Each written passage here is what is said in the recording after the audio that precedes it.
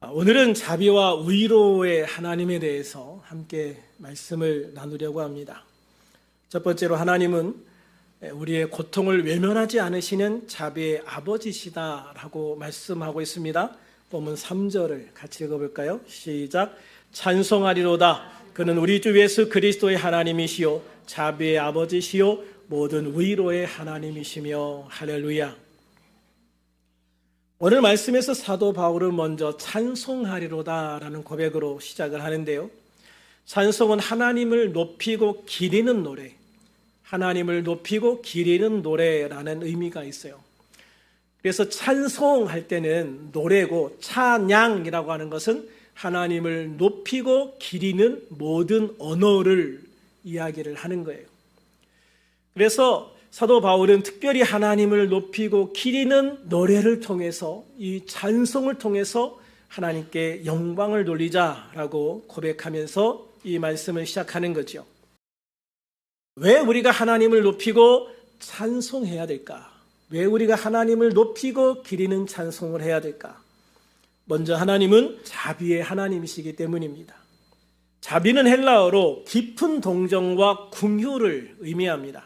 이는 마치 부모가 자식이 아플 때 차라리 내가 아팠으면 좋겠다라는 마음, 그와 똑같은 마음을 의미하는 거예요. 바로 그런 마음이 우리를 바라보시는 하나님 아버지의 마음이다라고 하는 거죠.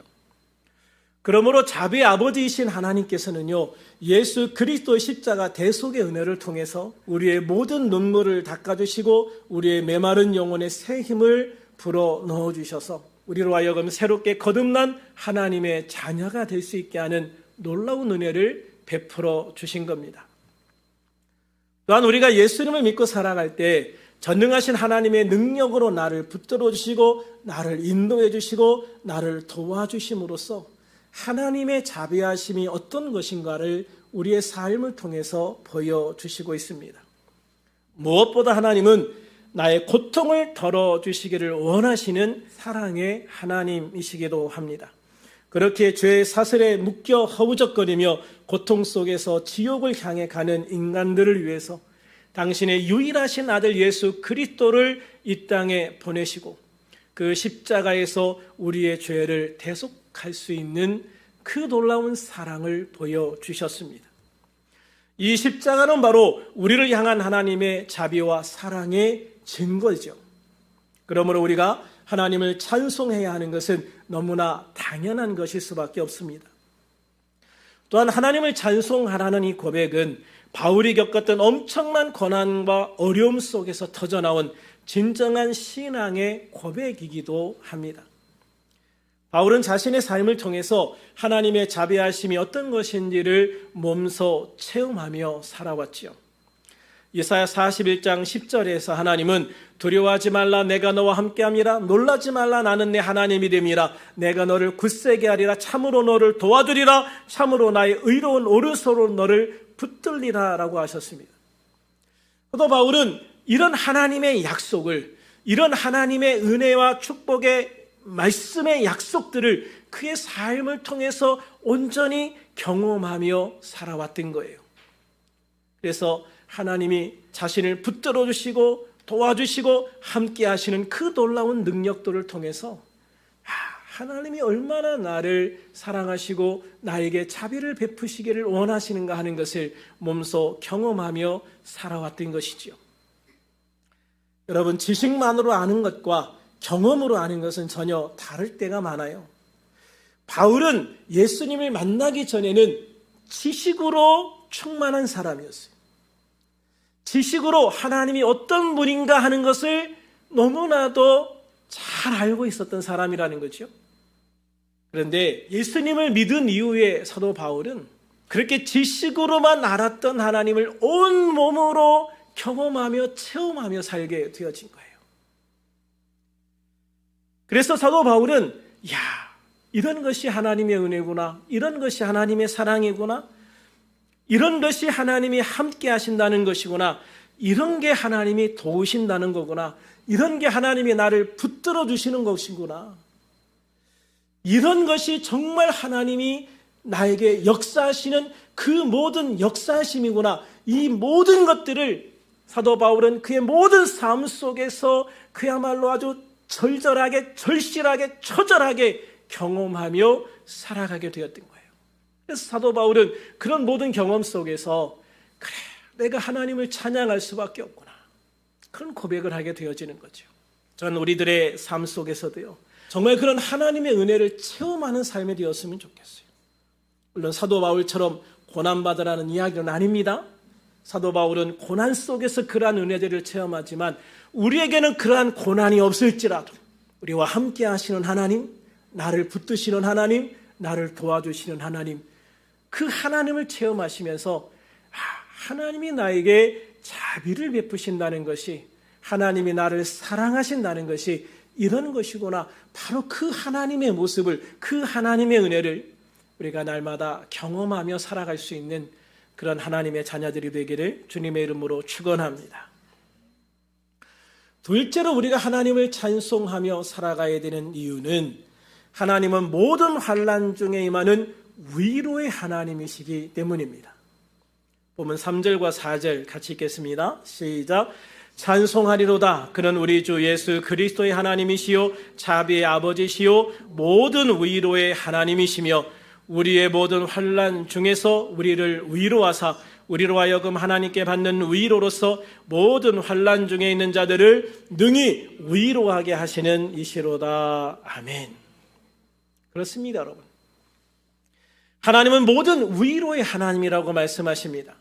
우리의 모든 환난 중에서 우리를 위로해 주시는 하나님이시라는 거죠. 저는 이 말씀에서 정말 은혜 받은 것이요, 환난에서 건져주시는 하나님이라는 표현이 아닌 환난 중에서 위로하신다는 표현이었어요. 환난 중에서 나를 위로해 주신다. 하나님은 결코 환난 속에서 우리를 홀로 버려두지 않으세요. 하나님은 우리의 모든 환난 한가운데에서 우리와 함께 하세요. 그리고 우리를 위로해 주시고 우리에게 힘을 주시고 이겨나갈 수 있는 능력을 더해 주시는 거예요. 그러므로 우리는 지금 나와 함께 하시는, 나를 통해서 역사하시는 그 하나님을 경험하며 살아가는 삶이 되어야 된다는 것이죠. 그래서 우리는 하나님의 말씀이 이론이 아닌, 지식이 아닌 경험으로 함께하는 우리의 삶이 되어지기를 주님의 이름으로 축원합니다. 그래서 내가 힘들고 어려울 때 정말 주님 앞에 받는 위로, 그 위로가 나에게 얼마나 소중하고 힘을 주는 것인가 하는 것을 여러분이 겪고 그것을 경험하며 살아갔으면 좋겠어요. 사도 바울은 그 모든 어려움 속에서도, 고난 속에서도 이렇게 하나님의 위로하심을 통해서 찬양할 수밖에 없었던 것은 예수 그리스도를 통해서 받는 위로가 그 어떤 고난보다 크다는 것을 경험하고 알았기 때문이에요. 우리가 고통받으면요, 어렵지요, 힘들죠, 아프지요. 그런데요, 주님이 주시는 위로는 그 모든 아픔과 고통을 다 잊어버릴 수 있는 그 은혜로 내게 다가온다는 것을 말씀하고 있는 거예요. 그래서 하나님은 환난 속에서 우리에게 인내할 힘을 주십니다. 감당할 수 있는 용기를 주십니다. 끝내 승리할 수 있는 소망을 주시는 거예요. 하나님의 위로는 문제를 해결하는 방식이 사람마다 때마다 다 달라요. 그래서 저 사람의 경험을 보고 나도 저렇게, 그건 아닌 경우들이 많아요. 그래서 우리가 간증을 듣지만 그 간증을 통해서 나도 저렇게 되겠다라고 하는 것이 안 될 때가 참 많죠. 왜? 그 사람과 내가 처한 상황과 환경과 여건들이 다 다르기 때문이에요. 그래서 하나님은 사람마다 때마다 그 어떤 조건마다 다 다르게 역사하셔요. 그렇지만 중요한 거는요, 하나님이 우리 가운데 함께 하실 때, 하나님의 자비와 위로하심이 우리와 함께 할 때 환난 그 자체를 우리에게 유익하게 바꾸는 능력이 그 가운데 있다는 사실이에요. 할렐루야. 그래서 주님이 함께 하실 때 환난이 고통이 아닌, 저주가 아닌 축복의 기회가 되고 은혜의 기회가 되어진다라는 것이죠. 바로 주님의 그 위로하심이 하나님의 말씀과 성령을 통해서, 그리고 기도 응답을 통해서 우리 모두에게 주어지기를 우리 주 예수님의 이름으로 축원합니다. 세 번째로 하나님은 우리가 받는 위로로 고통받는 자를 위로하라라고 말씀하고 있습니다. 본문 4절과 5절 같이 읽어볼까요? 시작. 우리의 모든 환난 중에서 우리를 위로하사 우리로 하여금 하나님께 받는 위로로서 모든 환난 중에 있는 자들을 능히 위로하게 하시는 이시로다. 그리스도의 고난이 우리에게 넘친 것 같이 우리가 받는 위로도 그리스도로 말미암아 넘치는도다. 아멘. 할렐루야. 하나님은 이 말씀을 통해서 하나님께서 우리를 위로하시는 궁극적인 목적이 무엇인가를 분명하게 말씀하고 있어요.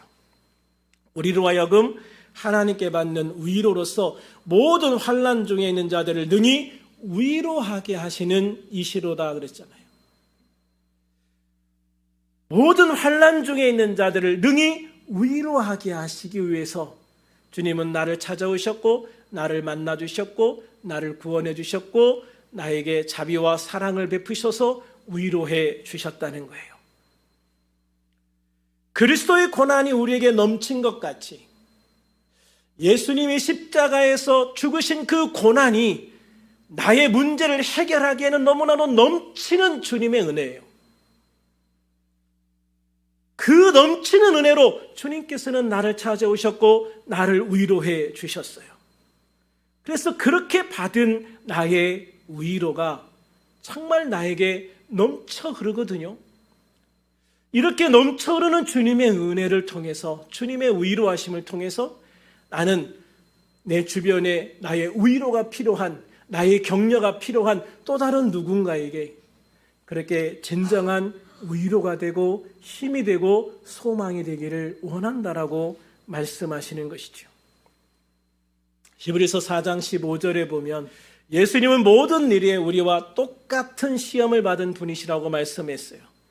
그래서 능히 우리를 동정하시고 도와주실 수 있다. 여기에서 동정하시고라는 의미는 위로하시고와 같은 의미예요. 하나님은요, 예수님은요, 우리와 똑같은 모습으로 태어나셨어요. 그리고 어쩌면 우리보다 훨씬 더 어렵고 힘든 환경 속에서 성장하셨어요. 예수님은 태어난 지 얼마 안 되세요. 죽음을 피해서 애굽으로 피난을 갔다 왔어야 돼요. 옛날에 그 어린 나이에 그 어린 아기의 모습으로 그 먼 길을 갔다 오는 게 얼마나 힘들었겠어요? 피난 가서 산다는 게 얼마나 고달팠겠습니까? 그런데 고향으로 돌아와서 얼마 지나지 않아서 아버지가 죽어요. 예수님이 10대 초반에 아버지가 죽어요. 그러니까 예수님은 10대 초반부터 소년 가장이었어요. 그래서 그때부터 가족을 먹여 살리기 위해서요, 공사판에 나갔어요. 특별한 능력이 없으니까 그 어린아이가 할 수 있는 게 뭐가 있겠어요? 그래서 예수님이 아버지가 돌아가시고 가족을 책임지기 위해서 공사판에 간 거예요. 그래서 그 공사판에서 그 막노동판에서 맨 밑바닥부터 배우기 시작한 거예요. 여러분, 그 상황에서 그 어린아이가 그 일들을 배우면서 얼마나 힘들었을지 상상해 가십니까? 얼마나 욕을 먹고 또 때로는 막 맞아가면서 그러면서 예수님이 그 기술을 배웠을 거예요. 목수라는 거는요, 나무만 다루는 게 아니에요. 그 당시에 목수라는 직업은 나무는 기본적으로 다루고요, 돌과 쇠까지 다루는 존재예요. 그래서 집을 짓는 기술자, 집을 지을 수 있는 사람이라는 의미가 목수라는 의미예요. 그렇게 되기까지 예수님이 얼마나 힘들고 어려웠을까요? 그리고 그 이후에 당당한 한 명의 목수로서 기능을 보유한 자로서 인정을 받고 그 이후에 또 가정을 위해서 일하면서 그 힘든 일을 하면서 얼마나 어려웠겠어요. 그 힘든 일을 하면서도요, 말씀도 배워야죠, 기도해야죠. 그냥 그 사역을 할 모든 것들을 그 어렵고 힘든 중노노동을 하면서 예수님은 준비해 가신 거거든요. 그 사역을 하시면서도 예수님은 얼마나 많은 사람들에게 배신을 당하고 모함을 당하고 침뱉음을 당하고 채찍에 맞으시고 십자가에 못 박히시는 경험을 하잖아요. 예수님은요, 비단길을 간 게 아니라는 거예요. 우리 주님은 우리가 당하는 그 모든 고통, 그 이상, 그 넘치도록 우리가 감히 상상할 수 없는 고통을 이미 당하신 거예요. 그러니 주님은 우리가 어떤 일을 당하여도 능히 우리의 마음을 아시고 위로해 주실 수 있는 거예요. 그래, 아프지? 얼마나 아픈지 내가 알아. 얼마나 힘든지 나는 알아. 지금 네가 얼마나 외로운지 나는 알고 있다. 주님은 우리가 어떤 상황에 처하든지요, 그 상황에 가장 알맞는 말씀으로 우리를 위로해 주시고 우리에게 힘을 주신다는 거예요. 그리고 주님은 그 위로를 받은 우리들이 우리와 같은 처지에 있는 또 다른 사람들을 위로할 수 있는 힘을 갖게 하셨어요. 그래서 너희는 가서 그들을 위로해라. 그들에게 힘을 주는 사람이 되라. 유석경 전도사 한 분이 계셨어요. 미국에서 신학 석사 과정을 밟다가 지구촌 교회에 와서 인턴 전도사로 사역하던 중에 직장암 말기 판정을 받아요. 시한부 삶을 선고받았지만 이분은 죽음을 두려워하지 않았어요. 오히려 많은 사람들에게 나는 이런 상황입니다. 직장암 말기이고 내 삶은 이제 얼마 남지 않았습니다. 그렇지만 내가 믿는 예수님은 얼마나 소중한 분인지, 그 예수님을 통해서 나는 구원함을 받았고 내 육신의 생명이 이렇게 끝난다 할지라도 나는 영원한 천국에서 하나님의 얼굴을 보게 되어질 것입니다. 그러므로 나에게는 하나님의 천국을 바라보는 소망이 있습니다. 그렇게 늘 간증하고 다녔어요. 이 유석경 전도사님은 오히려 암 환자가 되어서 시한부 인생이 되어서 많은 교회를 돌면서 사람들에게 이 복음을 전하고 또 그들에게 위로를 전하고 소망을 전하는 그런 사역을 했다고요. 육체적 고통 속에서도 하나님을 찬양하고 이 복음을 증거하는 삶을 살다가 천국에 가셨습니다. 이번의 삶을 통해서요, 많은 암 환자들이나 또 고통 속에서 낙심해 있던 사람들이 정말 큰 힘을 받았다, 위로를 받았다, 소망을 얻었다라고 간증을 합니다. 찬양 사역자 김석균 목사님은요, 주님 손잡고 일어나세요라는 찬양을 통해서 이렇게 고백하죠. 왜 나만 겪는 고난이냐고 불평하지 마세요. 고난의 뒤편에 있는 주님이 주실 축복 미리 보면서 감사하세요. 너무 견디기 힘든 지금 이 순간에도 주님이 일하고 계시잖아요. 남들은 지쳐 앉아 있을지라도 당신만은 일어서세요. 힘을 내세요. 힘을 내세요. 주님이 손잡고 계시잖아요. 주님이 나와 함께함을 믿는다면 어떤 역경도 이길 수 있잖아요. 할렐루야. 할렐루야. 그래요. 아무리 힘들고 어려워도요, 아무리 큰 고난이 있다 하더라도요, 나 혼자 있는 게 아니에요. 주님이 나와 함께 계시고 주님이 나의 위로자가 되시는 거예요. 그래서 우리는 어떤 상황에도 낙심하지 말자. 어떤 상황에서도 주저앉지 말자. 어떤 상황에서도 포기하지 말자. 더욱 우리 주님을 붙잡고 주님 안에서 힘을 내자. 주님 안에서 새롭게 일어나자. 주님이 함께 하시면 이길 수 있잖아요. 주님이 함께 하시면 견딜 수 있잖아요. 그 고백을 하고 있는 거예요. 하나님께서는요, 우리가 겪는 고난을 그냥 지나치게 하지 않으십니다. 우리의 고난의 경험을 통해서 하나님께 주시는 위로를 체험하게 하시고요. 그 경험을 통해서 이제 우리가 다른 사람의 위로자가 되게 하시는 거예요. 고통을 이미 겪은 사람이 고통 중에 있는 사람의 마음을 더 깊이 헤아릴 수 있는 것처럼 우리가 받는 위로는 결코 헛되지 않아요. 다른 사람을 살리는 귀한 도구가 될 수 있는 것입니다. 그러므로 삶에서 겪는 모든 고난과 환난을 더 이상 혼자 감당하려고 하지 마십시오. 자비의 아버지, 모든 위로의 하나님께 나아가서 우리의 모든 아픔을 고백하고 위로를 받고 힘을 얻고 소망을 얻으시기를 바랍니다.